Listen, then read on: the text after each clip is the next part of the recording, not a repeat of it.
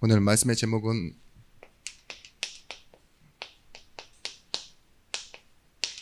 작정하다입니다.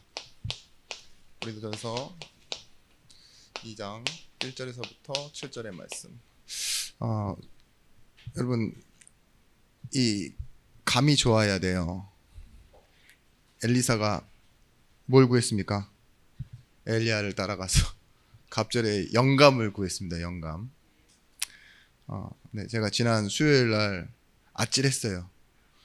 제목을 정해놓고 뭐 아무런 생각 없이 그냥 이렇게 와서 예배를 하려 했는데 잠시 뭐 컴퓨터에 문제도 있고 그래서 예배가 좀 이렇게 약간 뒤로 갔거든요. 그때 제가 적으려고 했던 제목이 뭐였냐? 준비해온 제목. 멈추면 비로소 보이는 것. 이 제목을 원래 쓰려고 했거든요. 그런데 자꾸 이 뭔가 이렇게 좀 혼란스러운 상황이 계속 오니까 안 되겠다 싶어서 멈춤, 머무름, 기다림 이렇게 해가지고 수예배 때 말씀을 전달했던 걸 기억하실 겁니다. 그리고 나서 그 얘기를 제가 김영길 목사님한테 했어요. 이상하더라. 내가 원래 멈추면 비로소 보이는 것 이걸로 하려고 했는데 뭔가 너무 찝찝해. 그래서 딱 칠판 앞에 섰을 때 제목을 바꿨어. 그런 경우가 많지 않거든. 그러니까 갑자기 막 웃더니만 야 이 미친 띵띵띵띵띵띵 이러는 거예요. 그거 혜민 스님 책 제목이잖아. 그렇지. 어디서 뭔가 들은 게 있는데 뭔가 원래 그게 좀 뭔가 멈춰야 뭐 비로소 보이는 거 그런 책 제목이 있습니다. 스테디셀러예요. 베스트셀러고. 근데 그래 역시 감이 중요해. 감이 이러면서 저도 막 웃고 말았어요. 여러분 감이 중요한데 그 감이 오는 곳이 어디냐? 여기에요. 여기. 작정하다. 바울이 뭐라 했습니까? 오늘 2장 2절 말씀에 내가 너희 중에서 예수 그리스도와 그가 십자가에 못 박히신 것 외에는 아무것도 알지 아니하기로 작정하였습니다. 이 작정이라는 말 안에 포함되는 말이 뭘까요? 이제부터예요. 이제부터. 앞으로 그렇겠다는 소리죠. 여러분들도 오늘 말씀 듣고 내가 무엇에 작정이 되어져야 되는지, 뭐 옛날에는 그런 말을 많이 썼어요. 작정이란 말 지금 잘 안 하지만 헌금 작정, 작정 기도 뭐 이런 거 있잖아요. 근데 그 작정이라는 말이 왠지 이어지는 느낌이 꼭 고집 부리는 것 같이 느껴지지 않습니까? 안 돼도 해야 될 것 같은 그런 강제적인 느낌이 들지 않습니까?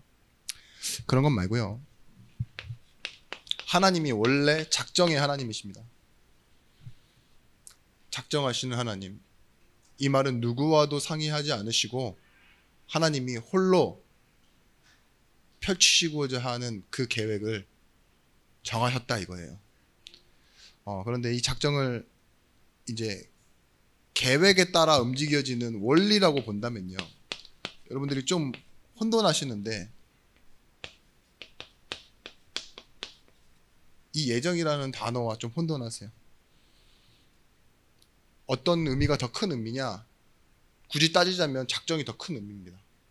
이 계획과 원리 가운데서 뭐가 있느냐? 하나님이 사람과 시간에 대한 구원의 계획을 가지세요. 그래서 작은 원리라고 합니다. 뭐죠?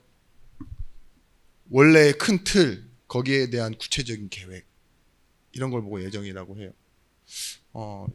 알아두시면은 좀 여러분들이 될 수 있겠는데 왜 하나님 자녀가 뭐 교회 다니는데 하나님 자녀가라기보다는 교회 다녔는데 왜 성도 가운데서도 자살하는 사람이 생깁니까? 이런 말 혹시 들어보신 적 있죠? 근데 이 예정이라는 이 신학적인 단어는요 장로교에서 쓰는 단어예요. 사람을 향한 영혼을 향한 하나님의 구원 계획이 있다. 그래서 미리 정하신 사람과 그렇지 않은 비택자가 있다 이 말이에요. 그런데 거기서 장로교에서 말할 때는 이렇게 얘기해요. 자살은 하나님께서 계획해 두시고 작정하신 것이 아니라고, 영혼을 향해서. 이 큰 틀 안에 있지만 예정은 아니다라고 얘기하는 거예요. 나중에 다시 한번 말씀드리겠습니다. 오늘 단어가 작정하다이기 때문에 제가 이 부분을 조금만 건드려 보는데요. 사도행전 17장에 22절에서 30절 말씀 보시면 바울이 어떤 경험을 했느냐, 아덴에 가서 신나게 복음을 전하고 많은 철학자들과 많은 회당에서의 사람들과 이렇게 언론을 하고 언쟁을 하고 자기가 맞는 것을 변론을 해요. 그런데 그 결과 실패해요. 아덴에서의 전도의 실패. 그리고 나서는 뭘 자신이 알았냐, 훌륭한 화술이나 어떠한 지혜로는 복음을 바로 전할 수 없다라는 결론에 다다릅니다. 복음 전하는 건 어떤 때에 일어나는 일이에요? 하나님이 사도행전 13장에 나오는 말씀처럼 작정하신 자는 다 믿더라예요. 이거 없이 내가 뭐 어떠한 방법이나 나의 지혜로 되어지는 것이 아니라는 걸 알았어요. 그리고 구원은 뭐예요? 하나님이 나와 함께 하시는 축복이잖아요. 그죠? 이 하나님과 함께 하심으로 말미암아 그 증거가 저 사람에게 전달되어지는 것, 그것이 구원 사역이고 구원인데, 우리에게는 이 응답을 이제는 뭐예요? 바로 전하기로 작정하다, 이 말입니다. 우리가 좀 착각해요. 뭘 착각하느냐?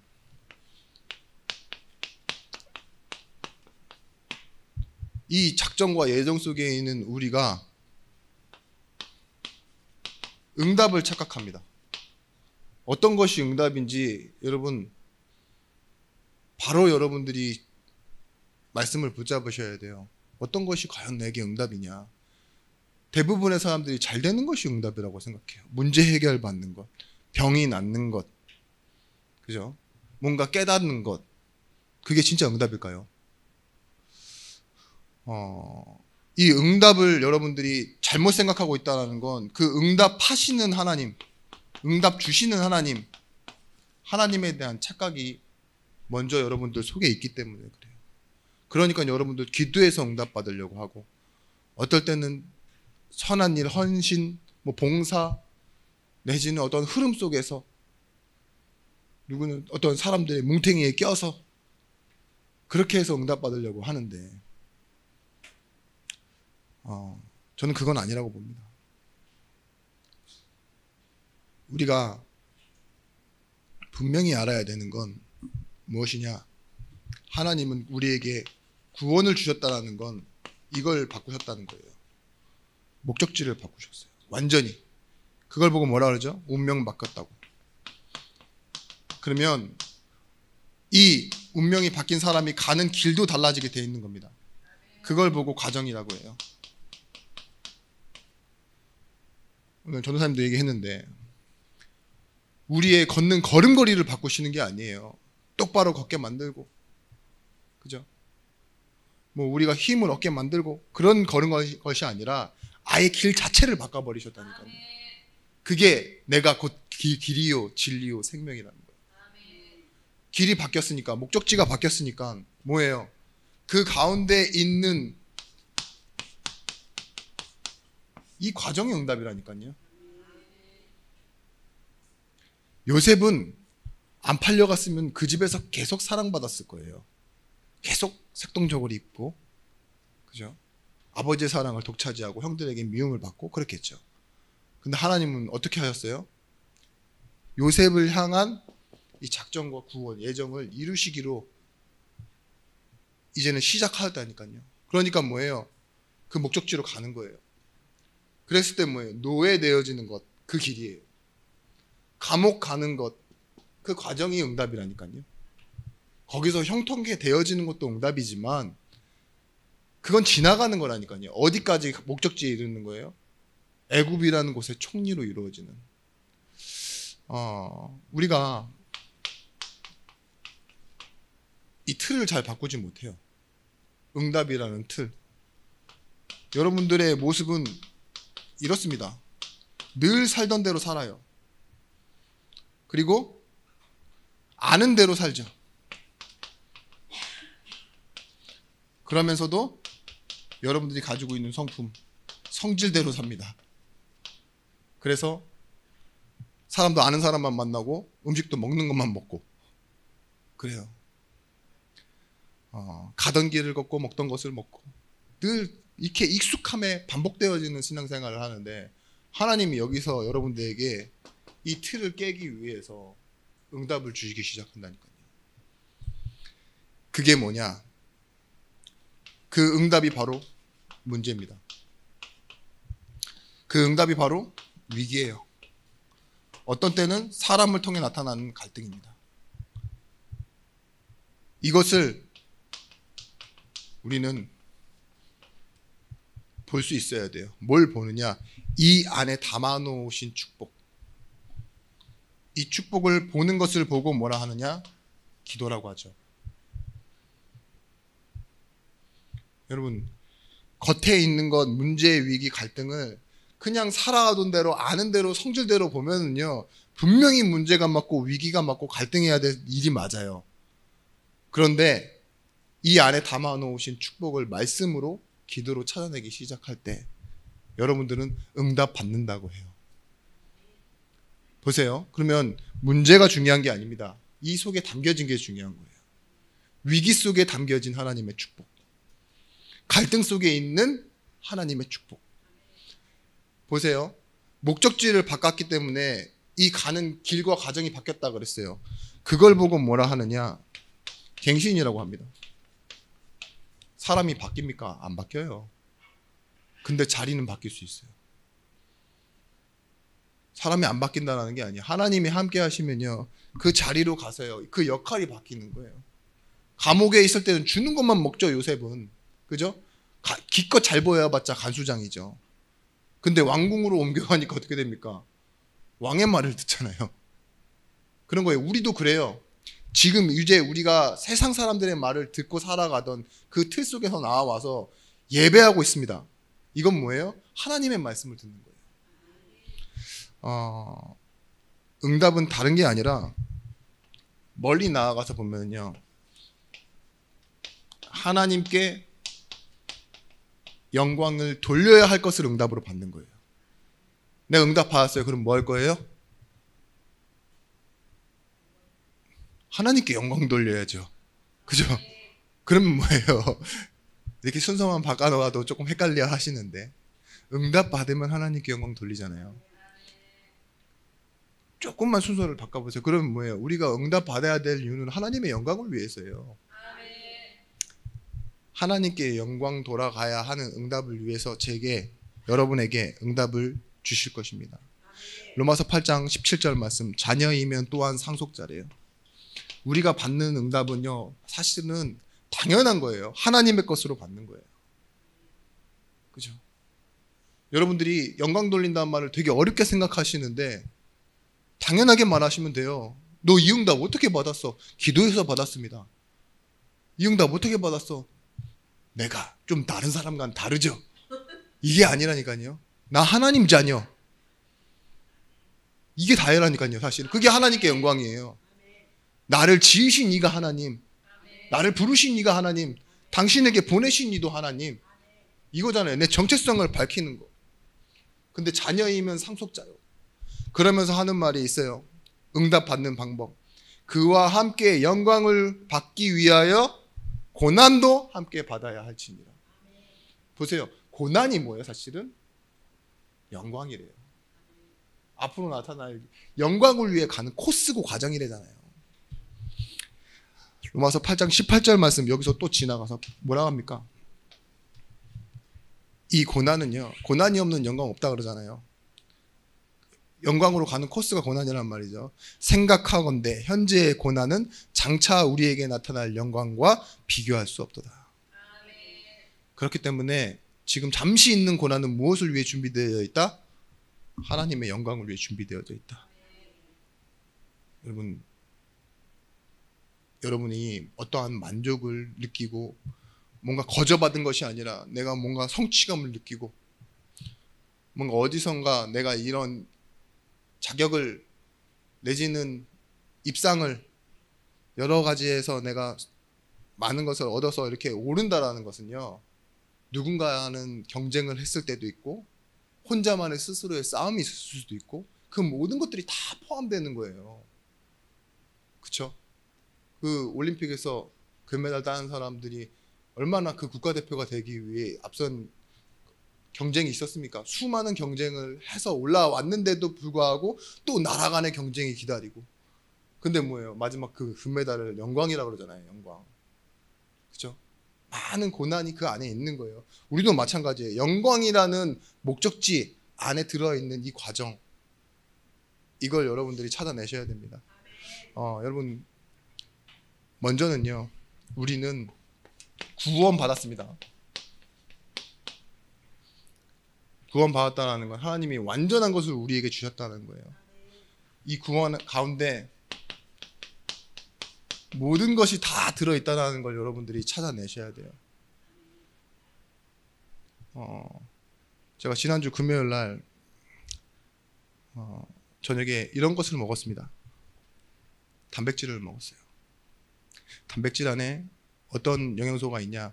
단백질 하나만 해도 그 안에 아미노산 20가지가 들어가 있고 필수 아미노산, 몸에서 스스로 만들어지지 않는 아미노산이 9가지가 들어가 있어요.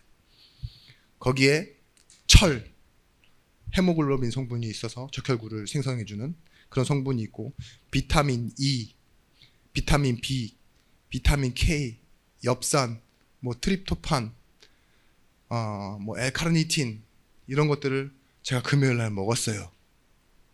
대단한 걸 먹었죠. 자, 이런 걸 굳이 따졌는데, 따졌다니까요. 제가 세밀하게 따진 거예요. 근데 결국 먹은 건 뭐냐? 소고기요. 소고기 안에 그 영양소가 다 들어있어요. 그쵸? 지금까지 제가 말씀드린 건 소고기에 함유된 성분을 말씀드린 겁니다. 소고기 안에 단백질 있고, 그 제가 말씀드렸던 모든 것들이 다 있어요. 구원도 마찬가지예요. 구원 받았다라는 건요, 그냥 구원 한 개 받았다는 게 아니에요. 모든 것을 포함한 단어예요.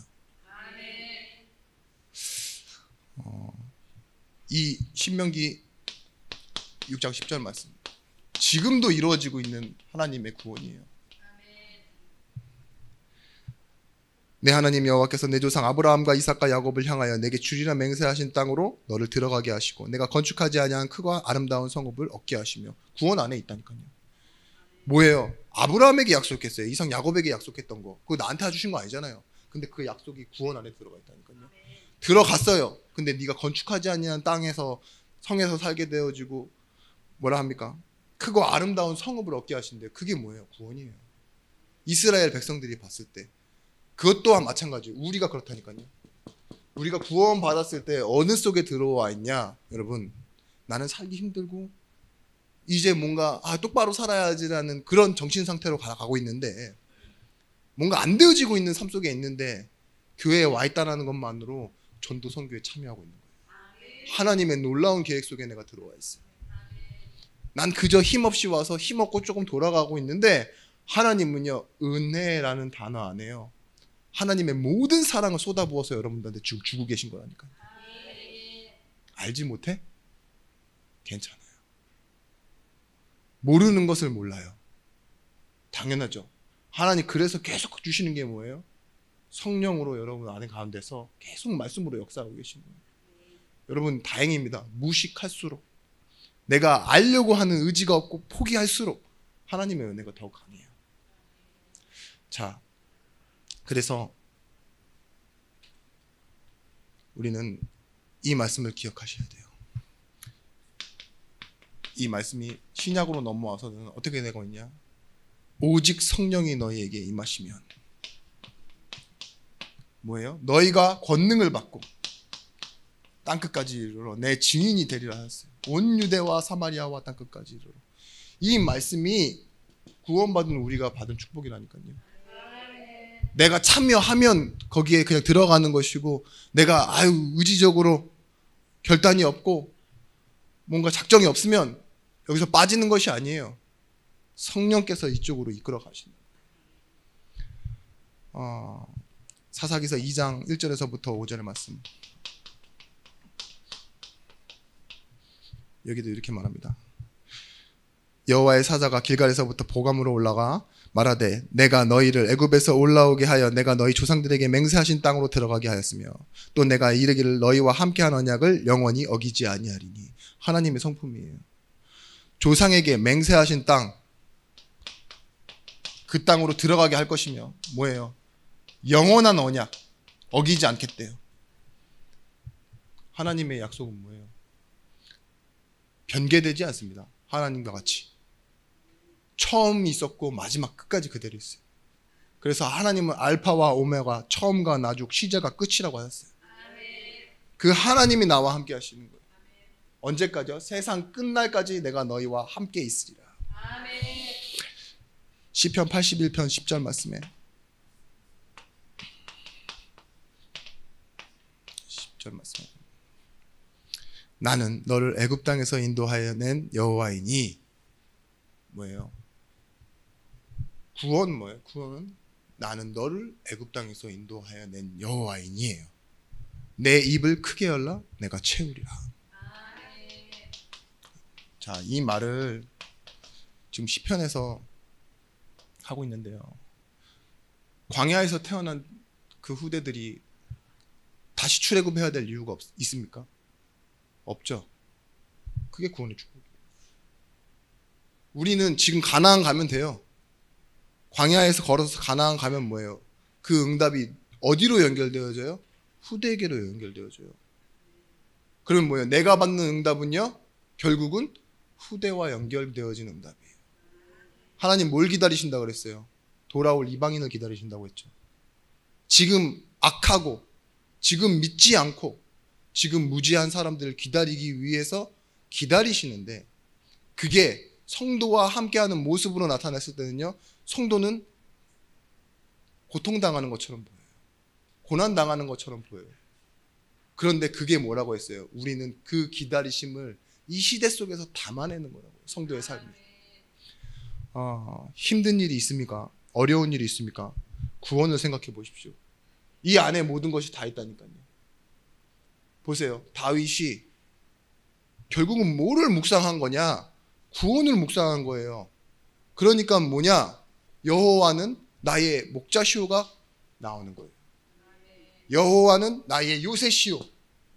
여호와는 나의 방패시오. 구원의 뿌리시오.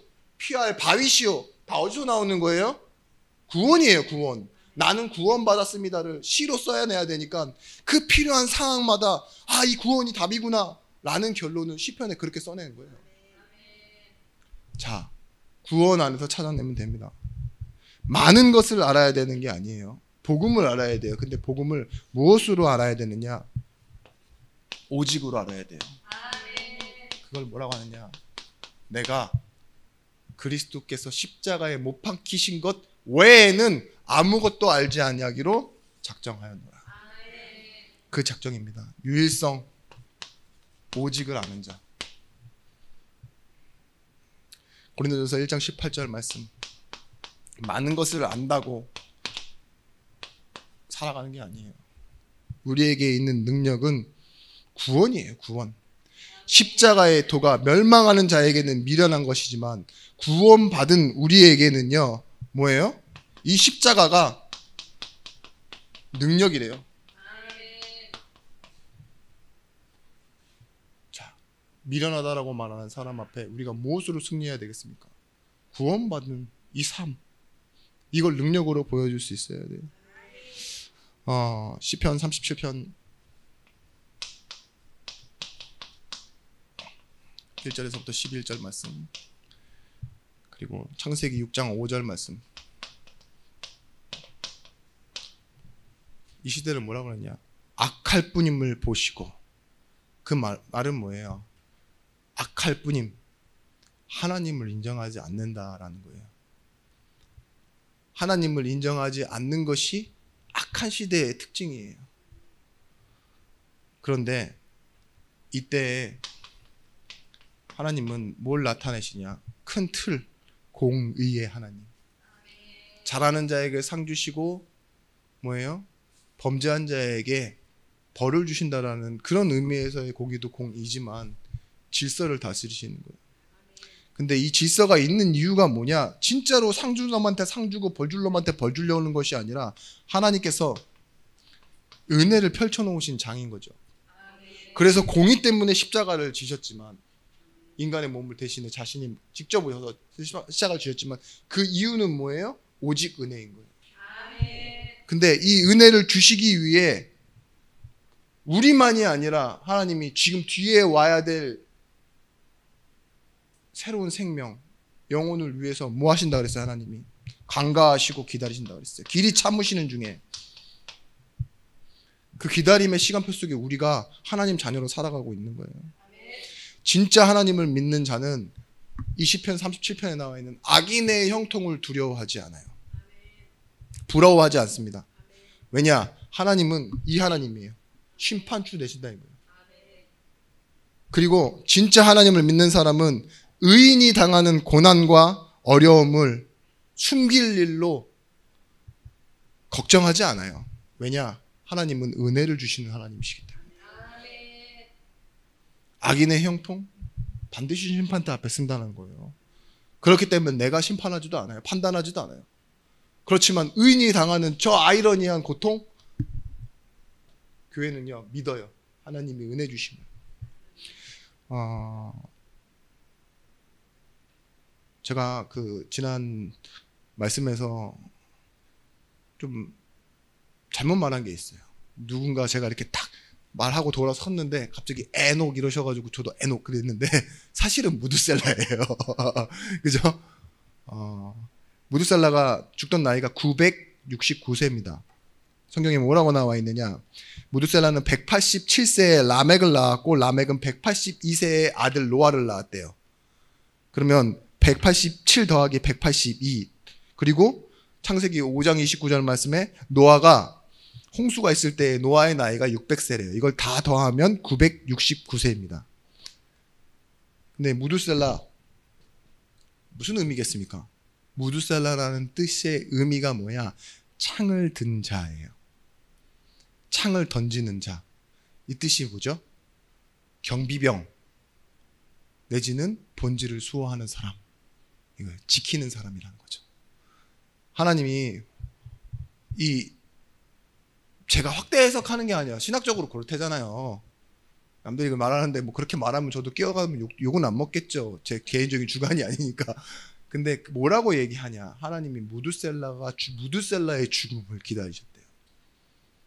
그래서 노아가 딱 살아가는 600살에 일어난 거라고. 얼마나 하나님이 기다리시는 하나님이십니까? 하나님이 사랑하는 사람을 기다리시는 거잖아요. 그죠? 그런 것처럼 저는 로마서에 보면서도 알았어요. 왜 알면서도 길이 참으시는 중에 죄를 간과하심으로 우리의 문제를 십자가까지 끌고 가시냐고요. 여러분 혹시 과거에 있었던 큰 문제, 작은 문제, 내 실수, 내 연약함, 하나님 그거 신경 쓰는 하나님 아니에요. 내가 뭐 잘못해서 벌 받고 내가 뭐 잘해서 상 받는 게 아니라 그랬잖아요. 그래야 이 착각의 응답에서 나올 수 있습니다. 응답하시는 하나님이 무엇인지 알면은요, 내가 지금 이 과정 속에 있는 거예요. 그 하나님이 주신 내 삶의 그 기다림이라는 무대 속으로 뛰어 올라가 뭐예요? 하나님의 본문을 말하는 사람 있죠. 그게 뭐라고 했어요? 증인이라 했잖아요. 사도행전 11장 28절 말씀에 안디옥에 천하가 기근이 들었는데도 뭐예요? 하나님은요, 하나님의 일을 위해 준비해 놓으신 경제의 축복이 있었어요. 우리는 뭐냐? 잘 되는 게 응답이 아니에요. 본질을 찾는 거예요. 본질을 회복하고 본질을 수호하는 겁니다. 하나님은 어떤 사람이 세워지기를 원하느냐? 이 언약을 회복하고 언약을 기억하는 자, 그리고 언약을 전달하는 자를 하나님은 기다리고 계십니다. 불교에 이판이 있어요. 이판이 뭐냐? 불경을 연구하고 교리를 연구하는 사람들이 이판이라고 그래요. 그리고 삶과 행정적인 부분에 이렇게 더 정진하는 사람들을 보고 사판이라고 합니다. 근데 두 판이 엎어져서 서로가 맞다고 싸우니까 2판 4판이라는 말이 나온 건데요. 그 중에 2판에 속하는 한 휴암이라는 스님이 이런 말을 했어요. 이 복에 환장한 불교인들아, 너희 스승은 왕자와 왕궁을 버리고 너희에게 진리를 전달했거늘 너희는 어째서 그 스승이 버린 것을 달라고 하느냐. 버린 것을 자꾸 찾는구나. 이 복에 환장한 불교인들아.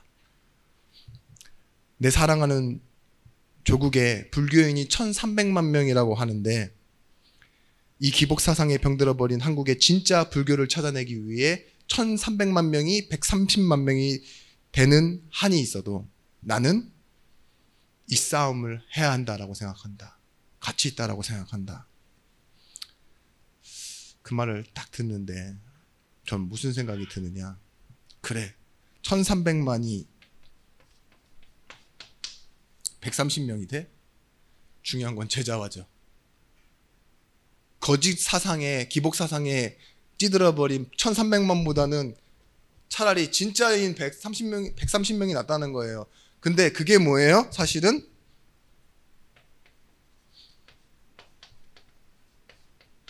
본질 회복, 본질을 수호하는 것. 이게 남은 자입니다. 제가 불교를 칭찬하는 게 아니에요. 한국교회가 욕을 먹고 한국교회가 목회자와 지금 계속 비위 사건, 성비위 사건, 뭐 경제 문제, 막 여러 가지 많은 문제들이 나오잖아요. 괜찮아요. 어떤 과정이에요? 이거 하는 과정이에요. 1300만 명이 130명이 되는 제자와의 과정이에요. 하나님 직접 털어버리실 수가 없잖아요. 그죠? 광야에서 그 이스라엘 백성들이 죽어요. 근데 원리대로의 뭐예요? 이 40일이 곱하기 100이 돼가지고 40년이 된 게 아니라 뭐라고요? 후대들이 엄마에게 교육을 받고 자라야 되고 언약이 전달되어야 되니까 하나님이 뭐예요? 1세대가 가는 것을 기다려주시는 거잖아요. 그렇죠? 그런 것처럼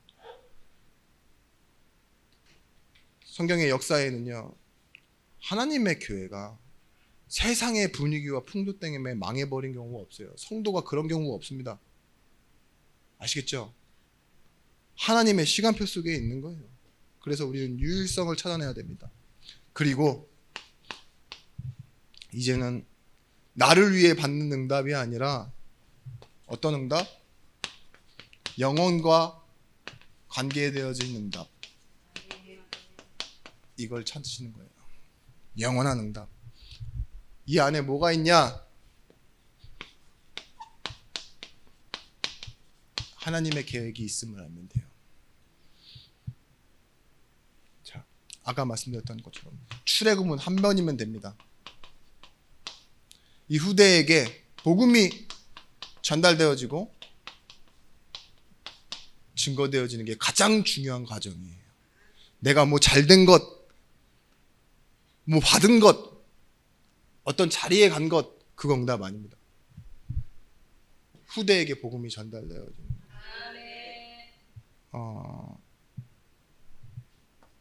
그때 우리는 오늘 이 시대 사람, 여기서요 고린도후서 5장 17절 말씀에 뭘 보셔야 되느냐? 이전 것은 지나가는 거예요. 오늘 시대 사람 다 지나가는 거라니까요. 근데 뭐예요? 하나님이 주신 것 보라 새 것이 되었도다 이랬어요.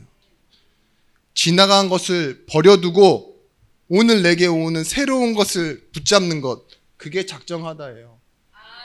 바울이 왜 자기가 아는 게 없겠습니까? 지식, 철학 많이 알잖아요. 근데 오늘 6절 말씀 보세요. 그러나 우리가 온전한 자들 중에서 지혜를 말하노니 이 세상의 지혜가 아니요 또 세상에서 없어질 통치자들의 지혜도 아니요. 없어지는 지혜가 있다니까요. 통치자들이 가진 지혜라도 없어지는 지혜가 있지만 하나님께서 주신 지혜로 살아간다 이거잖아요. 여러분, 이것을 통해서 여러분들이 되어지는 것을 보고 뭐라 그러냐? 인생 정리라고 합니다. 지나간 것은 지나간 대로, 나름 의미가 있죠. 이게 세상 가요예요. 제가 지금 부른 건. 우리 다 같이 노래합시다. 뭐 이런 거 있잖아요. 그런 게 아니라 후회 없이 사랑했다고 말해요. 막 이런 건 가야 되는데 그런 것이 아니에요. 죄송합니다. 갑자기 생각난 그 개드립이라. 우리가 지나간 것을 버릴 때, 그리고 새로운 것을 드릴 때, 우리가 뭐라고 해요? 이사할 때는 그걸 뭐 인테리어라고 하죠. 인테리어를 바꿨다, 이사를 했다. 근데 그런 것처럼 우리도 인생 정리가 되어지는 거예요. 한 여자가 이렇게 집에 들어오는 강도를 잡아서 신문에 난 경우가 있었어요. 어떻게 그 강도를 잡았냐? 아시는 분들은 벌써 웃는데, 술 먹고 들어온 남편인 줄 알고 들어올 때부터 팼대요. 그래가지고 강도를 잡았다고. 그죠? 전에 있던 게 정리가 안 돼서 좋은 경우도 있습니다. 물론 이 새끼 들어오면 죽었다 이래가지고 마음 먹고 있었는데 누가 삑 들어와. 바로 막 패고 막 갈기고 막 집어 던지고 이랬던 거죠. 다윗은요, 이 자신이 살아왔던 도망하고 쫓기던 삶, 그리고 나름대로 가지고 있던 상처, 바라보던 영광이 있는데요, 다윗의 인생 정리는 그래요.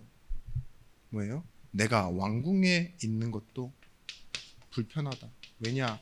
하나님의 언약궤가 저 텐트에 있기 때문에, 회막에 있기 때문에. 이거예요. 다윗의 인생 정리는 마지막에 성전이었어요. 그게 뭐예요? 어떤 응답과 관계되어 있어요? 하나님의 계획, 영원한 응답. 물론 하나님은 다윗에게 원한다고 하지 않으셨지만 나중 가서는 뭐예요? 이 성전의 의미는 하나님의 영광이 임하는 곳이잖아요.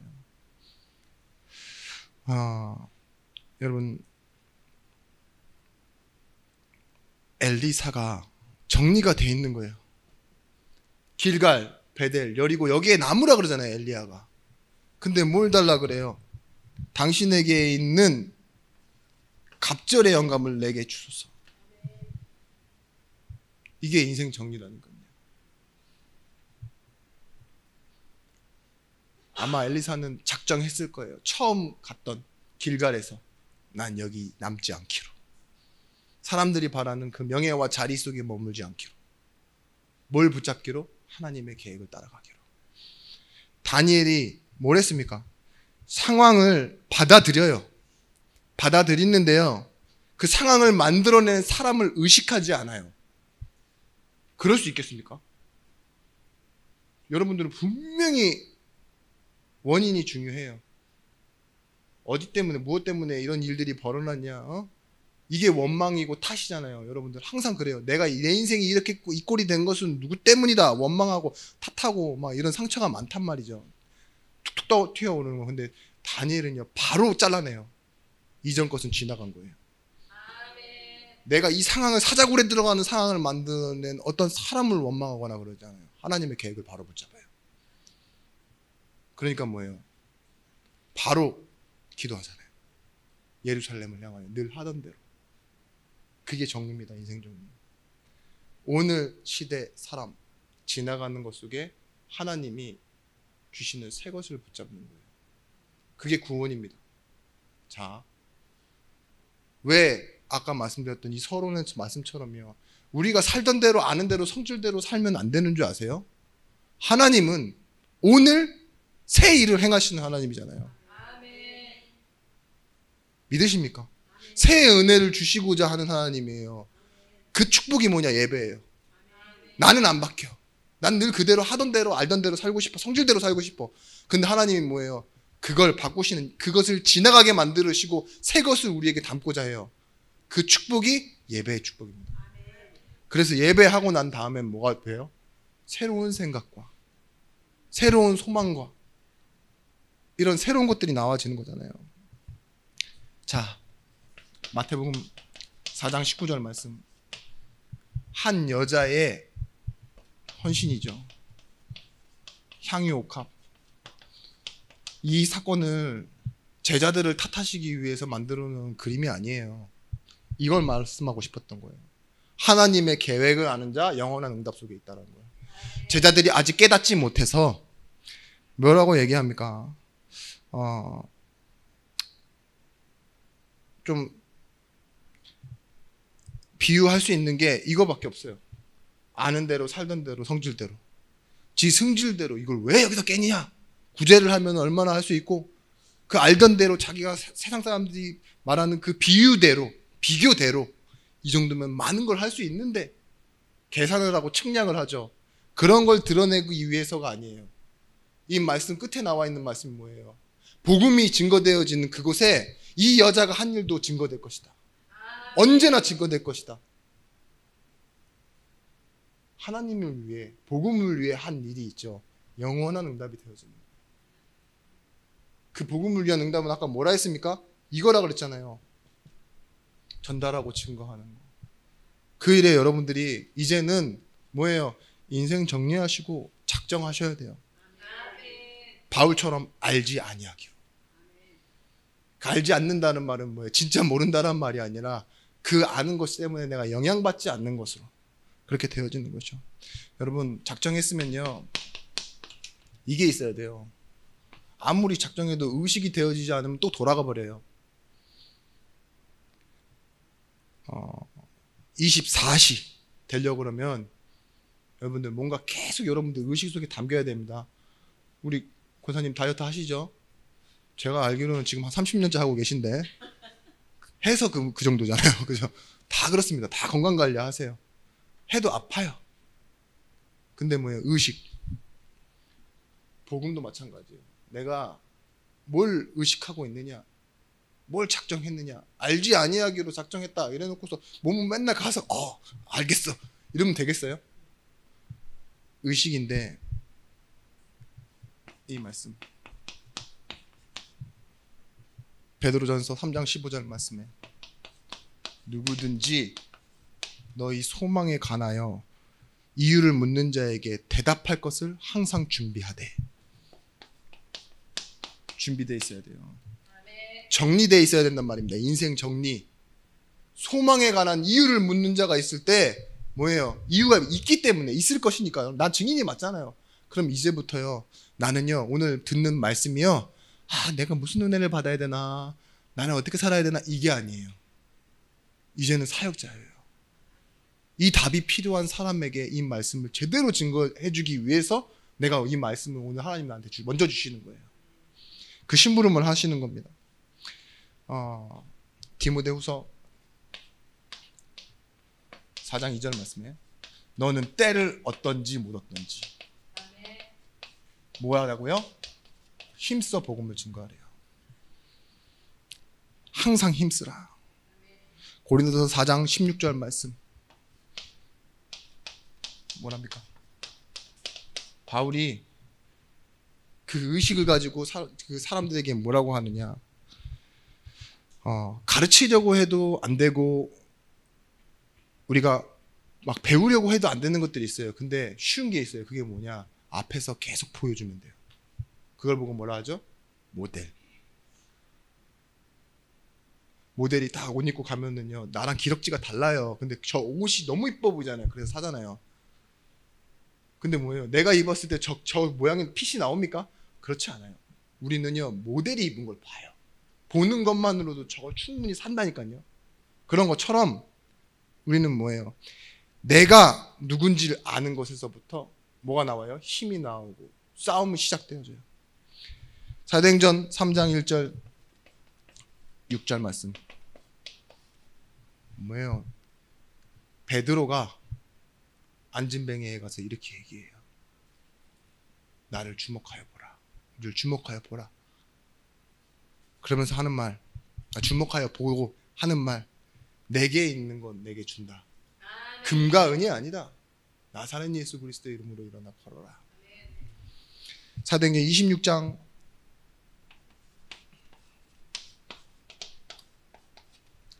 27절 29절 말씀에 바울이 그렇게 얘기하잖아요. 아그리빠 왕이여 선지자를 믿으시나이까? 믿으시는 줄 아나이다. 아그리빠가 바울에게 이르되 적은 말로 나를 권하여 그리스도인이 되게 하려는도다. 그의 말이 떨어졌을 때 바울이 이르되 말이 적으나 많으나 당신뿐만 아니라 오늘 내 말을 듣는 모든 사람들도 다 이렇게 결박된 것 외에는 나와 같이 되기를 원하나이다. 뭐예요? 바울이요. 지금 내가 뭐예요? 복음이 얼마나 중요한지, 이 복음이 나를 어떻게 만들어가는지 그걸 의식하고 삶 속에서 말하고 있는 거예요. 보세요. 이 응답입니다. 다른 말을 안 해요. 이젠 지혜 있는 말로 하는 건데, 오늘 2장 6절 말씀처럼 통치자들의 없어질 지혜가 아니에요. 하나님이 주시는 영원한 지혜를 가지고 말하는 사람 되어지는 거예요. 말씀을 따라가는 자의 응답이 있습니다. 말씀이 왜 힘이 있고 능력이 있느냐? 지금도 살아있어요. 운동력이 있어서 혼과 영과 관절과 골수를 찔러 쪼개기까지 한대요. 지금도 살아서 움직인다니까요. 여러분, 주된 응답이 뭐냐? 어디서 나와야 되느냐? 말씀에서 나와야 됩니다. 말씀 들으면서요, 여러분 예배하면서 여러분들 한번 생각해 보시고 기도해 보세요. 그게 진짜 여러분들의 응답입니다. 그냥 혼자 생각하다가 이런 응답 받고 싶다, 그거는요 여러분 생각이에요. 응답이 아니라 말 그대로 내 바람이라고요. 말씀 들으면서 뭐가 돼야 되는지, 헌금 계획도 나와야 돼요. 내 상황 속에서 헌금 계획이 나오는 게 아니라 말씀 들으면서 나와야 돼요. 자, 전도 계획도요, 내가 막 고민하다가 나오는 전도 계획이 아니에요. 말씀 들을 때 아멘 하면서 그때 나오는 게 전도 계획이에요. 말씀 가진 내가 말씀을 가진 나잖아요. 플랫폼이 되는 거예요.